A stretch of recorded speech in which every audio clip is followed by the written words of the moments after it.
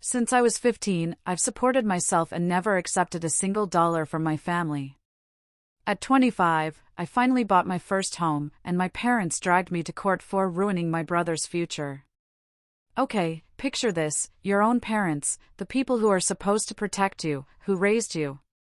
Can you imagine them not just disagreeing with you, not just having a family spat, but actually suing you? Suing you for the very success you built with your own two hands, all because they wanted your house for your brother. What the hell happened next, right? My name's Daniel, and I'm 27 now. But this whole nightmare, this betrayal, it started simmering in the background of my childhood when I was just 15. I've always had this deep aversion to feeling like I owe anyone anything. Maybe it's because my parents always had this unspoken scoreboard etched into their minds. Every meal, every car ride, every single favor they did for us? Oh no, it wasn't free. They'd trotted out months, sometimes even years later, like a dusty receipt they were just waiting for me to pay back. It made me feel like even the most basic parenting was something I had to earn. And when you're a teenager, that kind of emotional accounting really leaves a mark. Money was always this complicated, loaded subject in our house. It wasn't that my parents were poor, they both had decent jobs. But my younger brother, Ryan, he was their golden child. He's 3 years younger than me, and from the moment he was born, everything in our family seemed to orbit around him. Private soccer training, expensive summer camps, top-of-the-line clothes, no matter the cost, Mom and Dad never hesitated. But for me? If I wanted anything beyond the absolute bare essentials, the answer was always the same: you don't need it, or the classic, get a job and buy it yourself. So, I did. At 15, while Ryan was off playing in tournaments or hanging out with his friends, I was bussing tables at a local diner. It wasn't glamorous. My hands were raw from scrubbing dishes. But it gave me my own money. And, more importantly, it gave me my independence. That job led to another, then another. By the time I graduated high school, I actually had savings. Not a ton, but enough to pay for community college without ever having to ask my parents for a single cent. I remember my dad making some offhand comment about me then, saying I probably thought I was better than everyone else because I didn't need their help. At the time, I just laughed it off. College was where the divide between me and my family really started to widen. While I was juggling 2 part-time jobs and a full course load, Ryan was finding himself. Which, apparently, meant dropping out of college after a single semester and then spending the next few years working odd jobs, quitting every time he didn't vibe with the management. And my parents? They always had an excuse ready for him. He's just figuring things out. He's got a lot of potential, you know. He's not like you, Daniel. I started noticing a pattern. Anytime I achieved something, it was brushed off as no big deal. But if Ryan did the bare minimum, it was a family celebration. Fast forward a few years. When I was 24, I landed a solid job in tech. It wasn't flashy at first, but I worked hard, learned everything I could, and started climbing that corporate ladder. Within a year, I was finally making enough to think about getting out of my cramped apartment. I didn't tell my parents right away. I knew how they were. But I quietly started looking at houses. Every open house I went to felt surreal, like I was getting closer to something that had always felt impossible for someone like me. The day I closed on my first home, I was shaking with sheer excitement. It wasn't some mansion, but it was mine. I'd worked for every brick, every dollar of that down payment. I decided to invite my parents and Ryan over for dinner as a surprise, foolishly thinking maybe, just maybe, they'd be proud. That was my first mistake. The moment they stepped inside, I saw it in my mom's face. She wasn't happy for me. She was calculating. Her eyes swept over the place like she was taking inventory. My dad made some lame joke about me secretly winning the lottery. And Ryan? He barely said a word, just walked around like he was scoping the place out. The only genuine reaction I got was from my aunt, who came along and kept saying how impressed she was. But when we sat down to eat, the comments started. It's nice, my mom said. But then, don't you think it's a bit much for someone your age? Yeah, Ryan chimed in. You probably could have helped out with other things instead of splurging on this. I remember putting my fork down slowly, my chest tightening, and asking, what other things? That's when my mom gave me this look, like I was supposed to know exactly what she meant.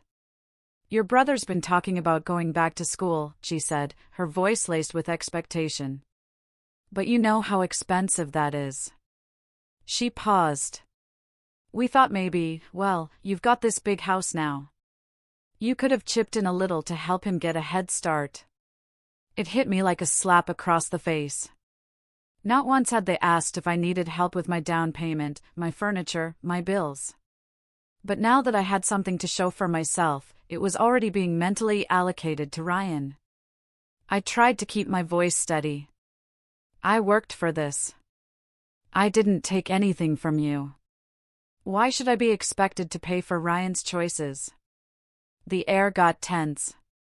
My dad muttered something about family helping family. And Ryan looked at me like I'd personally betrayed him. I ended that dinner early. As they left, my mom gave me a hug, the kind that's more like a squeeze, and whispered, "Don't be selfish, Daniel. We'll talk about this again." I thought maybe it would just blow over. I was wrong. Over the next few weeks, little comments started creeping into every conversation.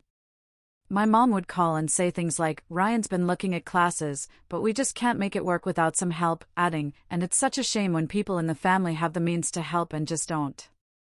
My dad kept reminding me of everything they'd supposedly done for me growing up, which was laughable considering how little they'd actually supported me financially. The final straw before things exploded came one Sunday afternoon. I got a text from Ryan, "We need to talk. Come by." I figured maybe he wanted to apologize, or at least explain himself. But when I showed up, my parents were there, too. Sitting at the kitchen table with papers spread out, college brochures, tuition breakdowns, even a printed proposal for how much I could reasonably contribute to Ryan's education over the next 4 years. I laughed. I actually laughed out loud, because it was so utterly absurd. You seriously made a payment plan for me for my brother? I asked, disbelief dripping from my voice. My mom shot me a sharp look. This isn't a joke, Daniel. This is his future. If you care about family, you'll do this. And then Ryan, with zero shame, chimed in. I mean, it's not like you don't have the money. You bought a whole house, man. Why should you get to have all that while I'm stuck here? Something in me snapped that day. I stood up, told them I wasn't giving a single cent, and walked out. I thought maybe they'd be mad for a while, maybe even stop talking to me for a bit. I didn't think they'd go as far as they did next. Because 2 weeks later, I got a letter in the mail. It was from a lawyer. And when I read it, my hands started shaking all over again. But this time, it wasn't excitement. It was pure, white-hot fury. I must have read that letter a dozen times before it sank in. My parents. My own parents were suing me. The claim was something about willfully depriving a dependent family member of necessary opportunities. The dependent being Ryan, of course. They were framing it like I'd somehow blocked him from getting an education, as if my refusal to fund his second attempt at college was the same as taking money away from him. It was so outrageous, I almost thought it had to be some kind of bluff. The letter demanded a settlement, an amount suspiciously close to the total tuition cost they'd shown me at the kitchen table. It also hinted at emotional damages Ryan had suffered because I flaunted my success in his face. I remember sitting there at my dining table, my coffee going cold, and just thinking, this can't be real. Surely they wouldn't actually go through with it. But they did. Within a week, my mom started calling me daily, each time switching between guilt and anger. One day, it was, "Daniel, you're tearing this family apart. Is a little generosity really worth losing us over?" The next it was, "Your brother's devastated. He feels like you want him to fail. She would cry on the phone, sometimes for minutes at a time, without saying anything, just to make me feel like I was crushing her. Ryan, meanwhile, was doubling down on the entitlement. He started posting vague jabs on social media, things like, "Some people only care about themselves, even if it ruins others' lives," accompanied by sad emojis and inspirational quotes about family loyalty. Of course, his friends and our extended family, most of whom didn't know the full story, would comment things like, "That's so messed up. I'm so sorry you're going through this." It was like he was setting up a little pity stage for himself and milking it for all it was worth. I started noticing the subtle ways my parents were twisting the narrative to relatives. At a cousin's birthday party, my aunt pulled me aside and said, "I just wish you and Ryan could work this out. He's been so down since you bought that house." I asked her what she meant, and she said, "Well, your parents told us you refused to help him after making all this money."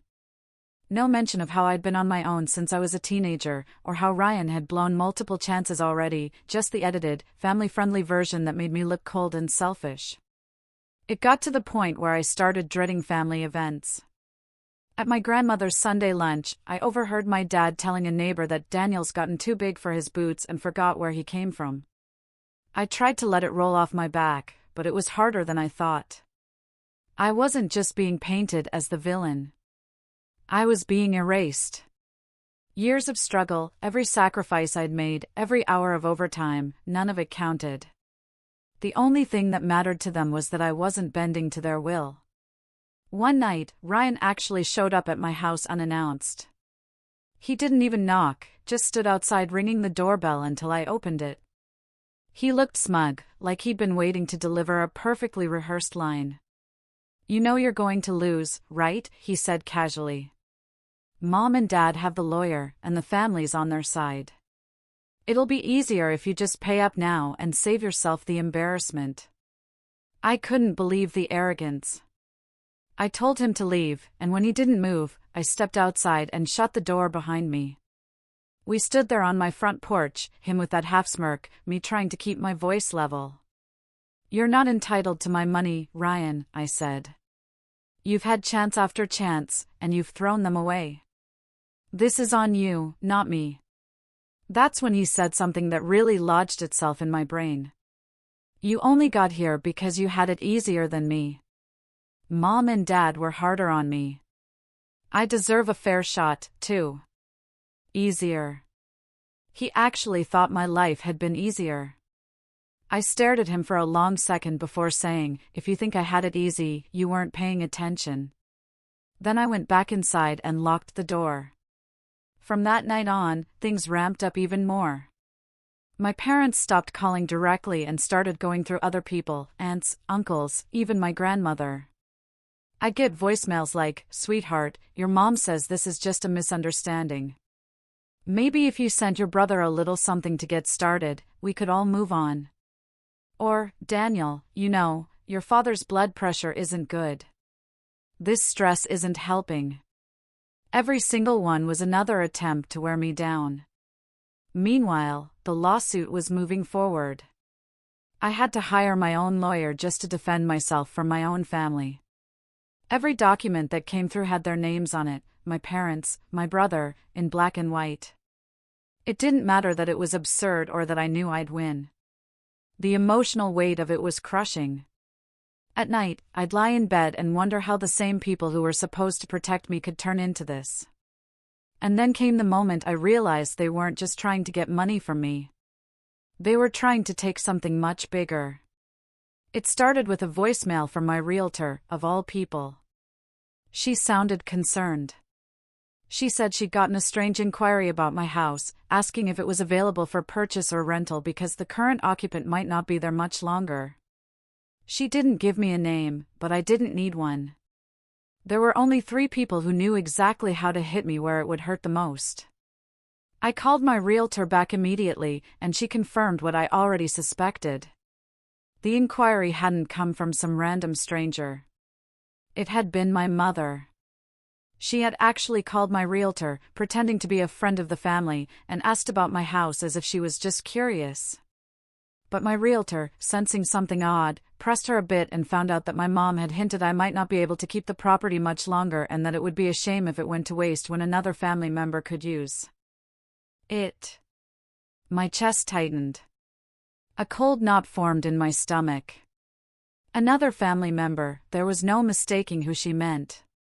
They weren't just trying to get money out of me. They were setting the stage to take my house. I sat there at my kitchen table, phone in hand, staring out the window for what felt like hours. This wasn't just about favoritism anymore. This wasn't just Ryan being entitled or my parents guilt-tripping me. This was a deliberate move to undermine everything I'd worked for. The place I had fought to buy, the one symbol of independence I had from them. They were already circling it like vultures. The more I thought about it, the more the pieces started clicking into place. That first dinner when I invited them over, the way my mom's eyes had scanned the place, the comment about it being a bit much for someone my age, Ryan's digs about me having all that while he's stuck here. It had all been leading up to this. The lawsuit wasn't just about tuition. If they could paint me as someone who unfairly deprived Ryan, they could spin it into some legal leverage over my assets, my house. And then the real gut punch came. I got an email from my lawyer forwarding a newly filed amendment in their case. It claimed that part of the reason they were seeking damages was because the defendant's current living situation was acquired through funds that could have been allocated to support the plaintiff's education and career development. In other words, they were trying to argue that my house itself was evidence of my selfishness and misallocation of resources. They weren't just hinting at it now. They were putting it in legal writing. That night, I called my mom. I didn't even plan what I was going to say. I just needed to hear her voice and understand how she could possibly justify this. She picked up after a few rings, and her voice was sickly sweet, like nothing was wrong. "Daniel, I was just telling your aunt how proud I am of you."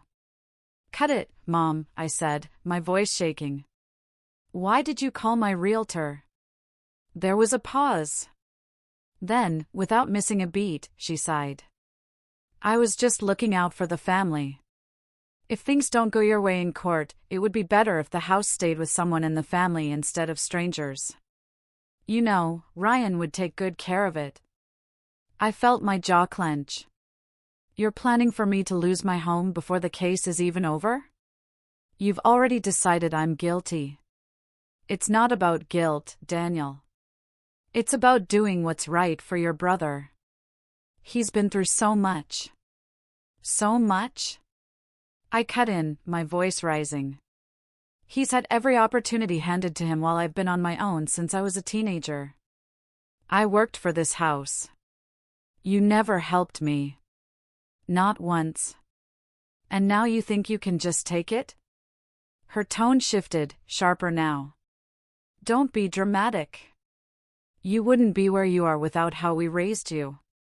We made sacrifices, too. This is your chance to give back." Give back. That phrase hit me like a brick. It was the same thing she'd said when I was 16 and refused to hand over half my paycheck to help with household expenses while Ryan got to spend his allowance on video games. It was the same phrase she'd used when I declined to co-sign a car loan for him at 21. To her, my success wasn't mine. It was a debt I owed them, one they could collect on whenever they wanted. I hung up without saying another word. My hands were shaking so badly I almost dropped the phone. It wasn't just anger anymore. It was something deeper, something that made my stomach twist. A mix of betrayal and absolute clarity. Because in that moment, I finally understood. They were never going to stop. It didn't matter how much I explained, how much I showed them that I'd built my life without their help. In their minds, Ryan's failures were my responsibility to fix, and anything I had was fair game. The only justice they believed in was one where Ryan came out on top, even if it meant tearing me down to nothing. The next week, things got worse. I found out from a mutual friend that Ryan had been bragging to a couple of his buddies that the house would be his soon. One of them apparently asked if I was selling, and Ryan had smirked and said, "Not exactly. Let's just say Mom and Dad are handling it." Hearing that broke something in me. I'd spent years swallowing little slights, letting them chip away at my achievements because I didn't want to cause waves. But now they were trying to strip me of the one thing that symbolized all those years of grinding. All those nights I'd gone without so I could save for a future no one else believed in. And that's when I made a decision. If they wanted a war, they were going to get one. But I wasn't going to fight it their way. I was going to make sure that when I pushed back, they'd regret ever thinking they could take what was mine. The weeks that followed felt like walking through quicksand. Every day there was another blow, another reminder that my own family had positioned themselves as my enemies. My lawyer was doing what he could, but every new filing from their side felt like a punch to the gut. The language was so cold, so calculated. It was like they'd erased me as a son and rewritten me as some faceless opponent they needed to beat in court. I stopped sleeping properly. Some nights I'd stare at the ceiling for hours, my mind running in loops. What if they somehow won? What if they took the house? Where would I go? What would I have left? My home had always been my sanctuary, the first place I could close the door and know no one could barge in and tell me what to do. Now, even sitting in my living room felt tense, like the walls weren't mine anymore. My work started to suffer, too. I'd catch myself zoning out in meetings, missing deadlines because I was buried in legal paperwork. My boss noticed, and while he was sympathetic when I told him it was a family legal matter, I could tell his patience wouldn't last forever. I'd worked so hard to build a reputation as reliable, as someone who could handle anything thrown at me, and now I was watching it crack. The worst part was the isolation. My parents had done such a good job of controlling the story that most of my extended family thought I was being cruel. Invitations to birthdays, dinners, and even casual get-togethers started to slip through the cracks. I'd see photos posted online, big smiling group shots with captions like "Family First," and there'd be Ryan grinning in the middle, my parents on either side. I wasn't even mentioned anymore. One night, I opened my fridge and realized I hadn't done a proper grocery run in weeks. I'd been living off takeout and whatever I could grab from the corner store because I didn't have the energy to shop. Standing there in the dim light of the fridge, staring at a single carton of eggs and half a bottle of orange juice, I felt this wave of hopelessness wash over me. It wasn't just about the lawsuit anymore. It was the feeling that no matter what I did, I'd always be the outsider in my own family. But in that low moment, something else sparked, too. I remembered being 15, standing behind the counter at the diner on a Friday night, my hands raw from scrubbing dishes, knowing I had to be up early for a double shift the next day. I'd done that for years without a safety net, without anyone cheering me on. Every single step I'd taken since then had been because I refused to give up when it would have been easier to quit. And that's when I decided I wasn't going to let them take everything from me. I stopped answering their calls. I told my lawyer to handle all communication, no matter how trivial, so I wouldn't have to hear their voices or read their manipulative messages. I started quietly going through my finances, making sure every asset I had was locked down, every account secured. I pulled my credit report to check for anything suspicious. I even installed a security system on my house just in case Ryan decided to drop by again. In public, I played it calm. If anyone asked how I was doing, I'd just say handling it and change the subject. But privately, I was building something. A plan. Because I realized that if I fought them head-on, they'd just keep trying to twist the story until I looked like the aggressor. No, I needed to be smarter. I needed to let them dig their own hole and then make sure they couldn't climb out of it. The first step was gathering proof. Not just for court, but for me. Proof of every manipulative call, every backhanded comment, every time they tried to undermine me. If I was going to fight back, I wanted it all in black and white. Still, I kept my head down. Outwardly, it looked like they'd beaten me down into silence. And maybe that's what they believed, which was exactly what I wanted them to think. Because when you're at rock bottom, no one sees you coming back. And I was going to make sure my return hit them harder than they ever expected. It's strange how once you stop feeding someone's drama, they start thinking you've disappeared. My parents and Ryan seemed to take my silence as proof that they were winning. In reality, it gave me the space I needed to rebuild. Not just my defenses, but my life. The first change came at work. My boss called me into his office one afternoon, and I braced myself for bad news. Instead, he closed the door and said, "Look, I don't know what's going on in your personal life, but I know you're good at what you do. If you can focus, I'm willing to put you on a project that could lead to a promotion." It was like someone had cracked a window in a stuffy room, a rush of fresh air. I threw myself into that project. Long hours, meticulous planning, going the extra mile. I wasn't just trying to prove myself to my boss. I was reminding myself what I was capable of. And it worked. The project was a success, and a few weeks later, I was offered the promotion. Along with it came a significant pay bump, enough that my financial cushion grew thicker, my savings healthier. It didn't erase the stress of the lawsuit, but it made me feel secure again. Meanwhile, my lawyer was quietly picking apart their case. He'd managed to get records of Ryan's past employment history, his previous failed college attempts, even messages where my parents admitted they'd spoiled him too much. Each piece was another thread in the fabric of their hypocrisy. I didn't gloat. Not yet. I just filed it all away, letting it pile up. Outside of work, I started focusing on myself again. I rejoined the gym I'd quit months ago, partly to clear my head and partly to remind myself that my body didn't have to carry the weight of all this stress. I started cooking real meals again. Nothing fancy, but there was something therapeutic about chopping vegetables and actually sitting down to eat. I also began reconnecting with people I'd drifted from. Not the family members who'd bought into my parents' version of events, I left them to their group photos and fake smiles, but old friends, coworkers I trusted, people who knew me without the filter of my family's gossip. Little by little, I rebuilt a circle around me that wasn't poisoned by their manipulation. And then something unexpected happened. I was invited to speak at a local networking event for young professionals. Someone had seen the results of my project at work and thought my career path was inspiring. Standing on that stage, telling my story, the professional one, not the messy personal parts, I realized I wasn't the powerless kid busting tables anymore. I had built something.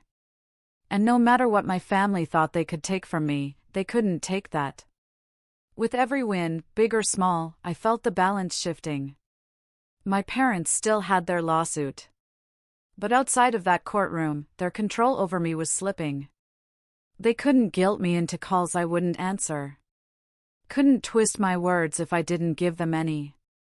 They had to go through lawyers for everything now, which meant no more surprise ambushes at my front door or accidental run-ins at family gatherings. The best part? While they were busy burning bridges with me, they were also wearing down their own credibility.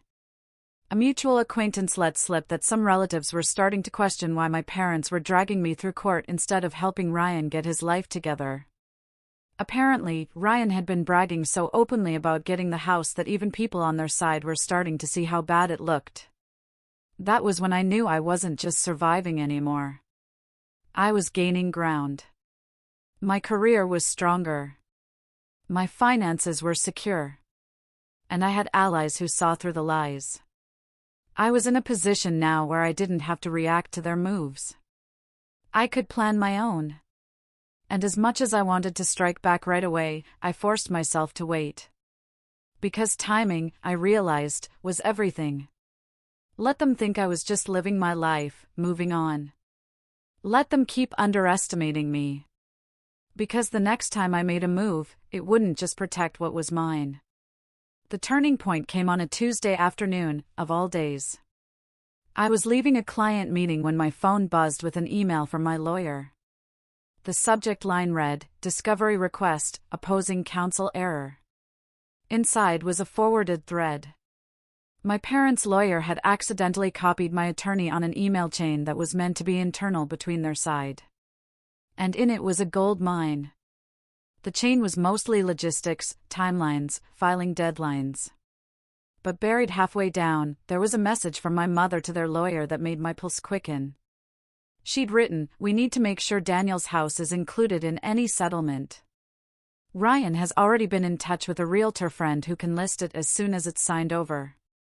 This is the cleanest way to ensure he gets a fresh start." There it was. In writing. Proof that the lawsuit was never about helping Ryan get an education. It was about transferring my house into his name. My lawyer practically hummed with energy when we spoke that evening. "This changes everything," he said. "They've essentially admitted to ulterior motives. We can use this." But I didn't want to just use it to defend myself. I wanted to turn it into the foundation of something bigger. Something that would end their ability to pull this stunt ever again. Around the same time, work presented me with another opportunity. My promotion had put me in charge of a small team, but now I was being offered a cross-department leadership role on a high-visibility project. It came with two major perks: significantly more income and connections with senior executives in industries far beyond my current reach. The kind of people who could, if necessary, open doors I didn't even know existed. I accepted without hesitation. Not only did this strengthen my financial position even more, but it also gave me flexibility, the ability to quietly channel resources where I wanted them. And one of the first things I did was hire a private investigator. I didn't want anything illegal or invasive. I just wanted the truth. I wanted to know exactly what Ryan had been doing while his future supposedly hung in the balance, and whether my parents had a history of pulling similar moves with other relatives. The investigator didn't disappoint. 2 weeks later, I had a thick folder on my desk. Inside were social media posts from accounts Ryan thought were private, showing him on trips, buying expensive electronics, and even test-driving cars in the months he'd been claiming he was barely scraping by. There were also property records showing my parents had years ago tried to pressure my late aunt into selling them a piece of land for a fraction of its value, something that had caused a rift no one talked about anymore. The more I read, the clearer my path became. I didn't need to just win the case. I needed to dismantle the narrative they'd built piece by piece in front of an audience that mattered. To do that, I started laying groundwork quietly. I reached out to a few trusted family members who'd stayed neutral, sharing just enough to plant seeds of doubt about my parents' version of events. I made sure my financial records, employment history, and proof of independence since I was a teenager were neatly documented, time-stamped, and ready to be shown to anyone who mattered. And the best part? That incriminating email chain wasn't the only mistake they made. My PI had managed to uncover a conversation, recorded legally in a public setting, where Ryan bragged to a friend at a bar that he'd finally found a way to cash in on having a rich brother. The friend had laughed, asking if I'd agreed to it, and Ryan replied, "No, man. Mom and Dad are making it happen. Once it's mine, I'll sell the place and be set for years." I listened to that recording 3 times in a row, each time feeling the same cold clarity settle in. They thought they were closing in, but in reality, they'd already handed me the tools to break them wide open. All I had to do now was choose the perfect moment to pull the pin. I waited. Not out of hesitation, but because I knew the most devastating strike wasn't a loud, angry blow. It was a quiet, precise one. My parents and Ryan were still moving full steam ahead with their case, oblivious to the fact that they'd already laid the groundwork for their own undoing. The court date was approaching, and with it came the pre-trial conference, the meeting where both sides would lay out their strongest positions to gauge whether a settlement was possible. That was my stage. When we walked into the conference room, my parents were there with Ryan, sitting smugly between them. My mother gave me that self-satisfied smile she used when she thought she had the upper hand. My dad avoided my eyes, a silent show of mock disappointment. Ryan, of course, leaned back in his chair like he was already signing the deed to my house. The mediator began with pleasantries, then asked my lawyer to speak first. We'd agreed beforehand, no emotion, no long speeches, just facts. My lawyer slid a thin binder across the table to their side. "This," he said, "is the complete documentation of my client's financial independence since age 15. Employment records, tax returns, proof of tuition payments, and property purchase receipts. You'll note not a single cent came from his parents at any point. Ryan snorted quietly, but my lawyer didn't pause. He flipped the binder open to a flagged page. And here, he said evenly, is an email from the plaintiffs, in their own words, confirming that this lawsuit's primary goal is to obtain the defendant's home for transfer to another party.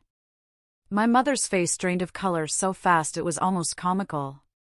My dad's lips pressed into a thin line. Ryan sat forward, trying to read the page, his confidence wobbling. And lastly, my lawyer said, pressing a button on his laptop, a short audio clip. Ryan's voice filled the room. No, man. Mom and Dad are making it happen. Once it's mine, I'll sell the place and be set for years. Silence. You could hear the ticking of the wall clock.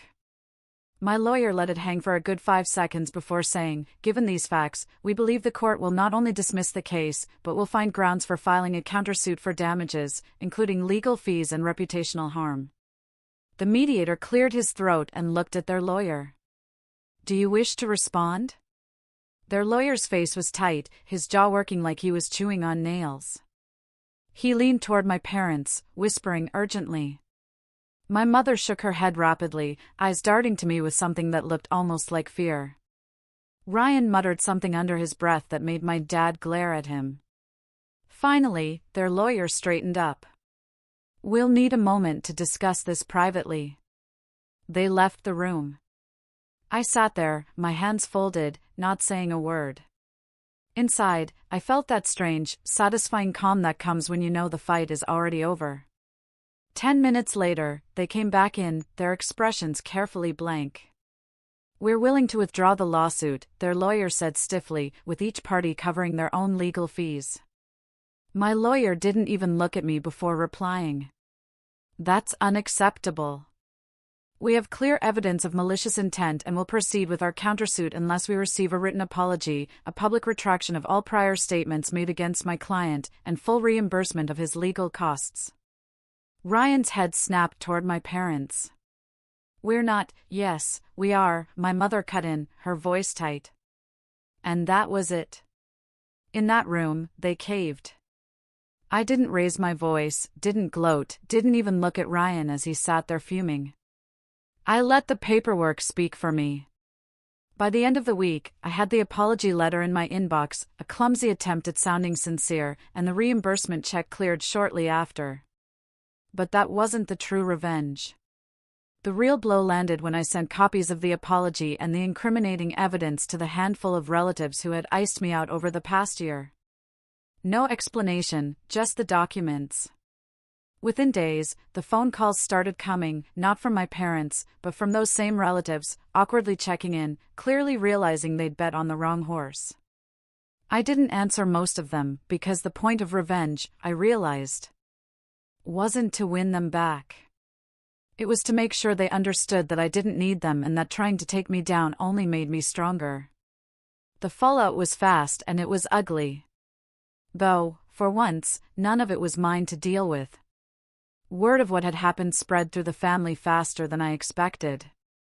My aunt, the one who'd been so impressed with my house the day they first saw it, called me half angry, half stunned. They tried to take your home from their own son. She wasn't the only one. Cousins, uncles, even my grandmother. People who'd stayed silent before were suddenly talking. The family group chat that I'd been quietly removed from months ago turned into a battlefield. Screenshots of the apology letter started popping up, and every time someone tried to defend my parents, another relative would drop a quote from the email or that recording of Ryan bragging. For the first time in my life, the golden image my parents had built for themselves cracked in public.